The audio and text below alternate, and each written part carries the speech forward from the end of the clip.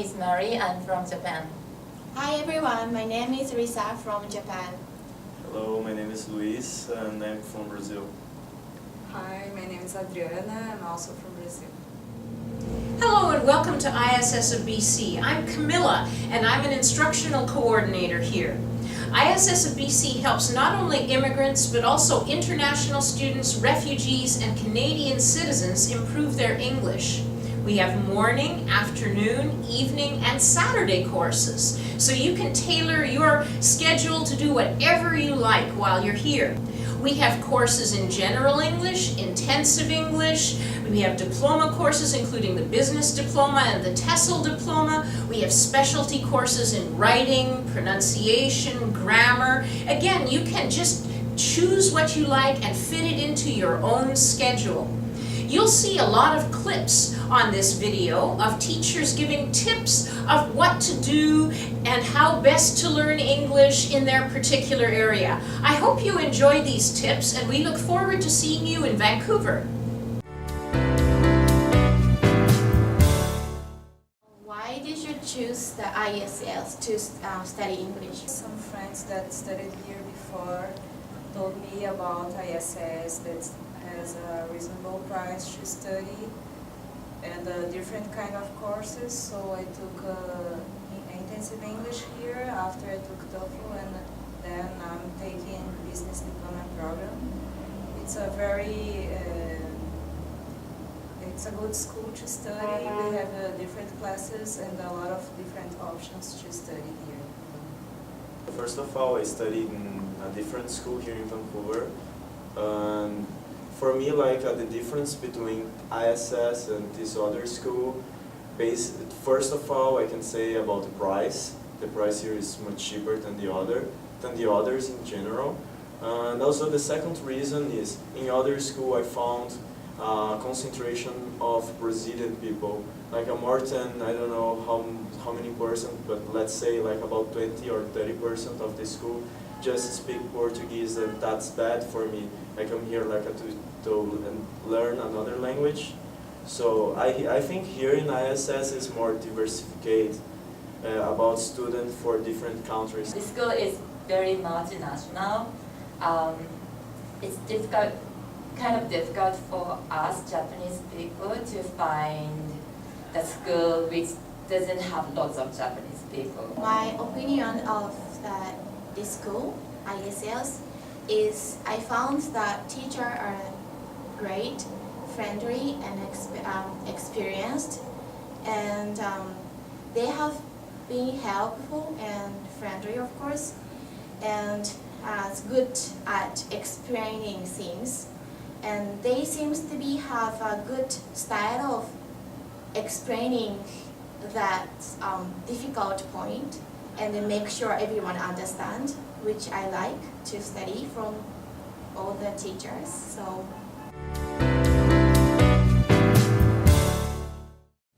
Hi, my name's Beverly. I'm an instructor here at ISS.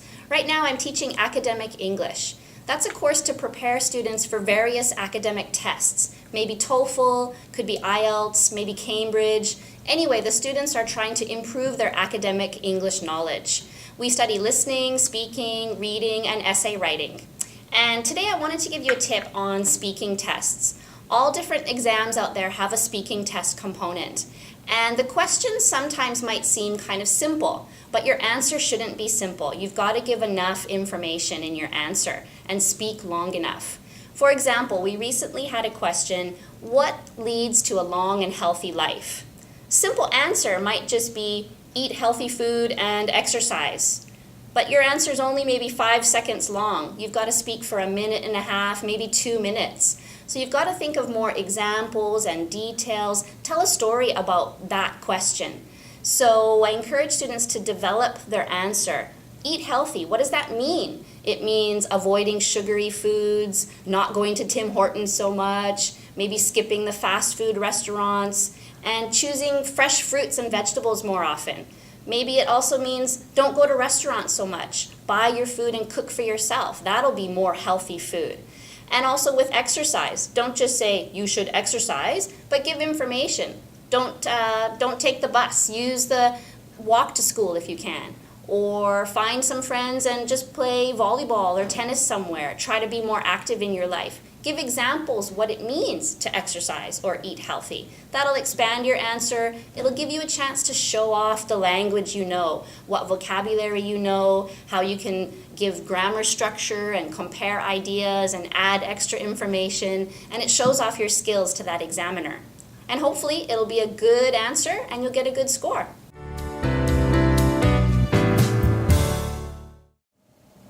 Hi, I'm Roxanne. I teach at ISSofBC. I would like to give you a tip about speaking. Okay. First of all, there's no grammar police. You know, I think a lot of times students are quite nervous when it comes to speaking because they're really afraid of making mistakes. But I have to tell you, outside the classroom, in the community, there are no grammar police. No one's ever going to stop you and say, you use simple past, and you should have used present perfect. Okay? We fix it in our head. So for example, how many times I've asked students, how long have you been here? And they say, I've been in Canada 6 months. And I know that they have meant to say, I have been in Canada 6 months. So we fix it in our head. Even as native speakers, we make grammatical mistakes. Okay, so that's my first tip. Don't be afraid. Take some risks. There are no grammar police out there. Second of all, when you are speaking, I would say slow down. It's human nature when you are nervous that you speed up and you forget to breathe and pause and think. So if you speak a little slower, you give yourself some time to think. Remember that a period, breathe. It is okay to slow down and give yourself some time to think. Second, for many of you, I would say speak louder. I don't mean yell, but again, it's human nature. A lot of times my students, they talk very quietly and I can't hear them. So then the person says, what? Pardon? It's not because they don't understand your English, it's because they don't hear you. So for many of you, it is human nature when you are nervous, your hand goes in front of your mouth, your volume goes down, so speak louder. Okay? Fourth tip, take risks, okay? Speaking only gets better with practice. Most students, if I ask them, did you practice speaking in your own country when you were learning English? And most students say no. Speaking only gets better with practice. If you think that your speaking will rapidly improve by only practicing in class, you're wrong. So you need to take risks. You need to find opportunities outside the classroom to practice. For example, volunteer, talk to somebody when you're waiting in the grocery line, talk to the person beside you in Starbucks. Canadians love to talk, so take a risk and start a conversation with a stranger, okay? Practice, practice, practice. I've already said that. Speaking only gets better with practice. So you need to find as many opportunities as you can to speak. Speaking is so important nowadays on tests like TOEFL, IELTS, any English test, there will be a speaking component. And there is great importance put on speaking. So it's really important to practice it, okay? Another way that you can practice your speaking, particularly your fluency, is to make cards. So you get a little set of recipe cards and you put topics on it. For example, movies, friendship, travel. So maybe you have 30 topics on a card. And then what you do is you sit down with some friends, you put the cards on the table, and you take turns flipping the card over and time yourself for 1 minute. Talk about it for 1 minute, non-stop. First thing that comes to your mind. This practices fluency, okay? But probably my most important tip is be confident. I think the biggest hurdle about speaking English is to come across being confident. If you come across being confident, you look at them, you have eye-to-eye contact, you come across as being confident, your speaking will seem better, and it probably will be better because half of it is just confidence. That's it. Another fantastic idea for writing practice, keep a journal. Write in your journal or your diary, write it in every day. It doesn't matter what you write, ideas, thoughts. For example, today you could write, I met my teacher today, he's a nice guy. And today I met my classmates. They're really funny. Keep writing. When you write, you'll come up with ideas, and you can ask your teacher about these ideas the next day.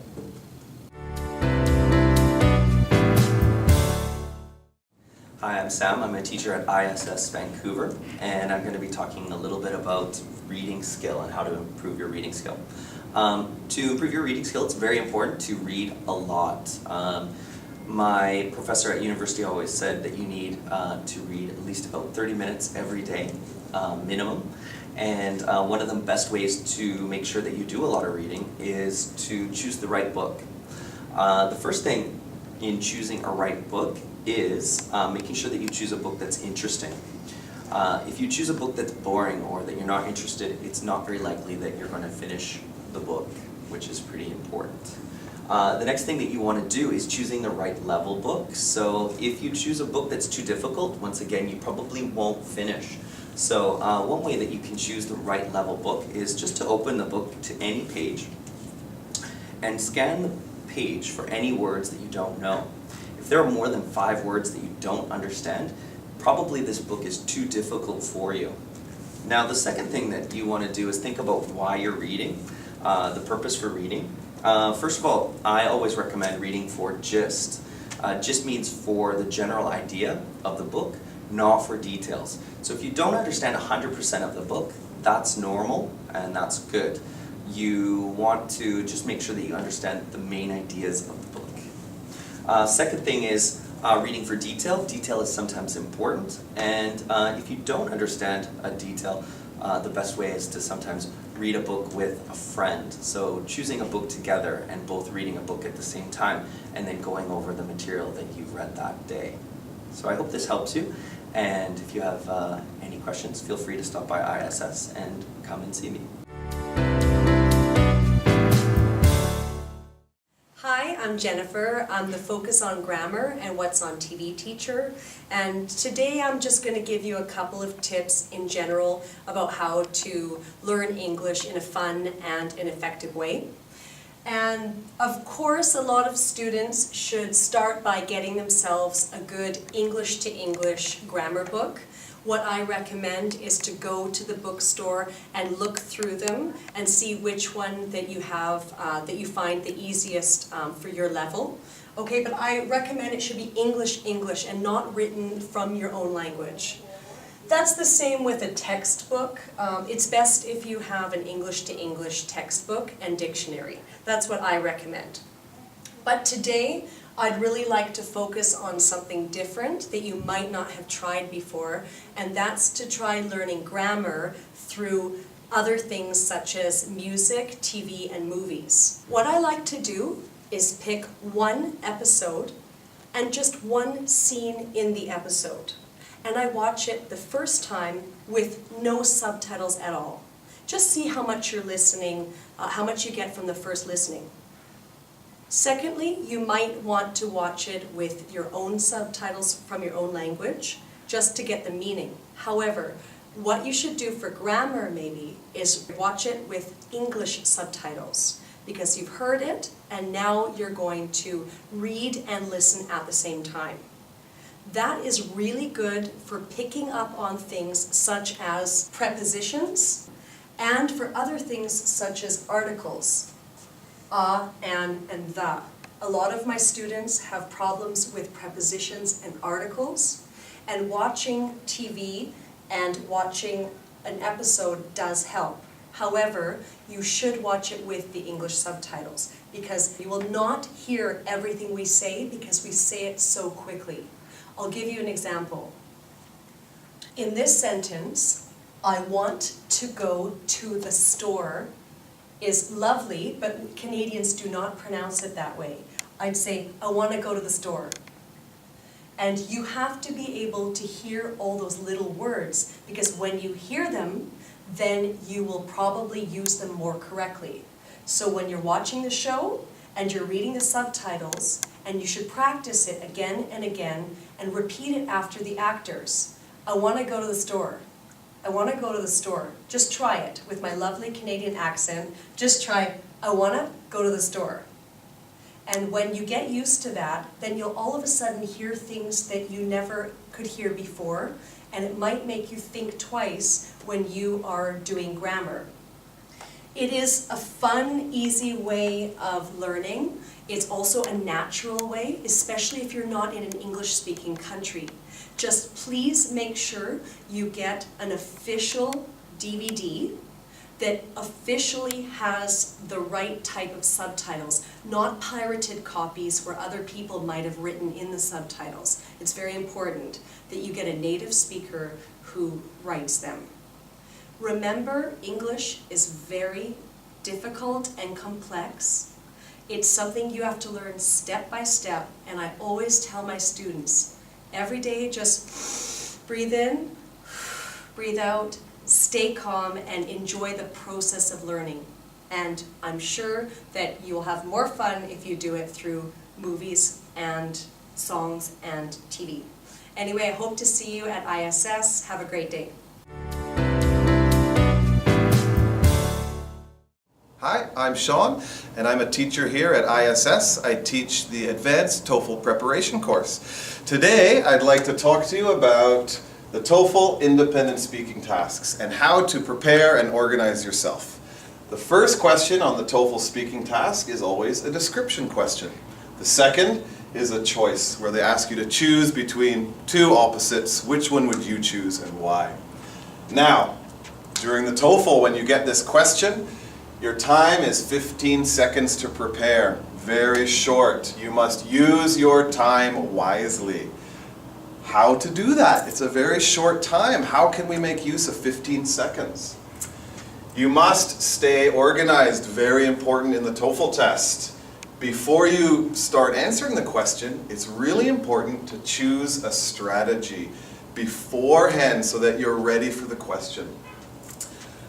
You must answer the question, of course, plus give 2 or 3 reasons to support your answer. Let's look at a couple of strategies. Here's an example question of a choice question.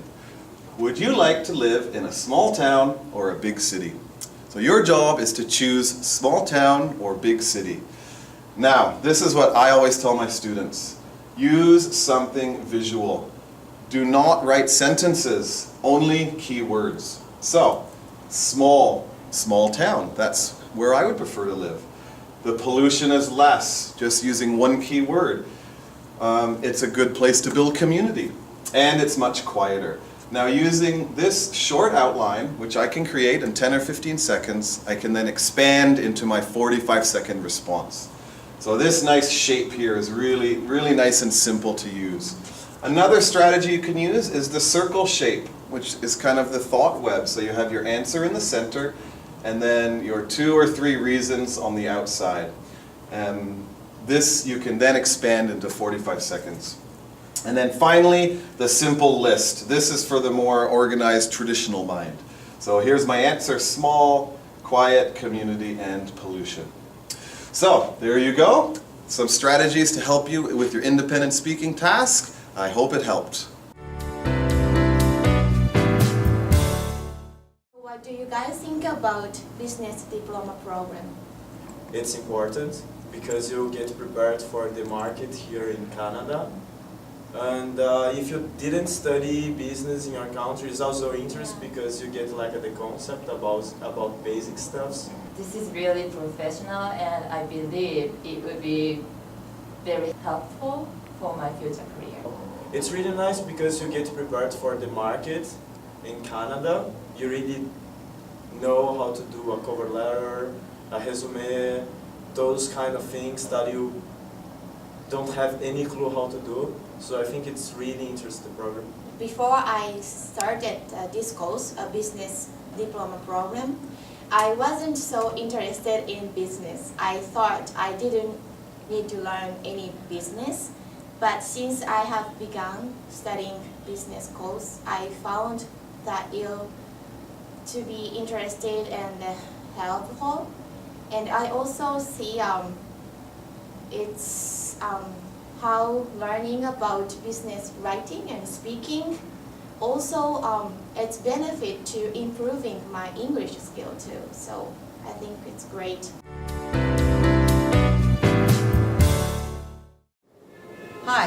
My name's Mary, and I teach in the Business Diploma program at ISS in Vancouver.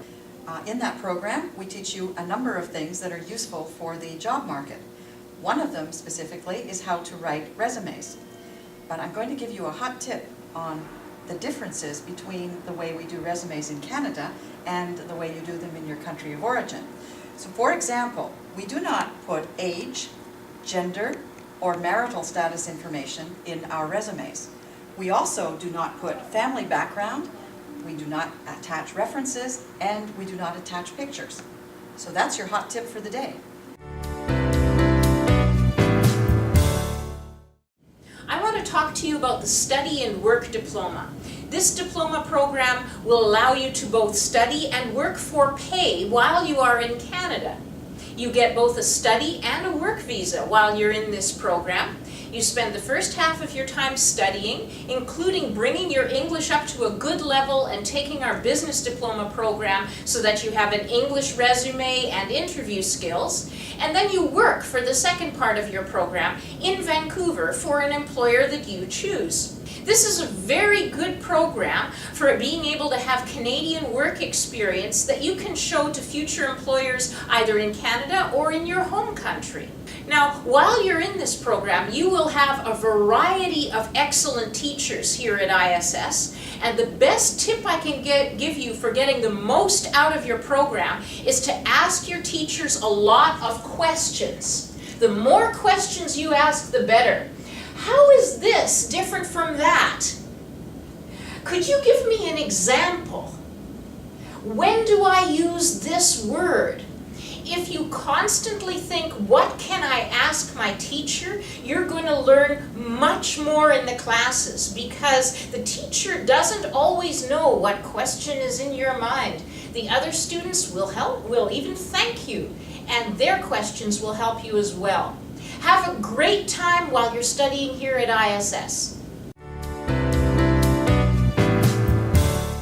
Hi there, I'm Sandra. I'm a teacher and instructional coordinator here at Immigrant Services Society of BC. I'm also the TESOL coordinator. I'd like to tell you a couple things. The first seems kind of obvious, but while you're here in Vancouver, you will have lots of opportunities to speak your own language because there are people here from lots of different countries.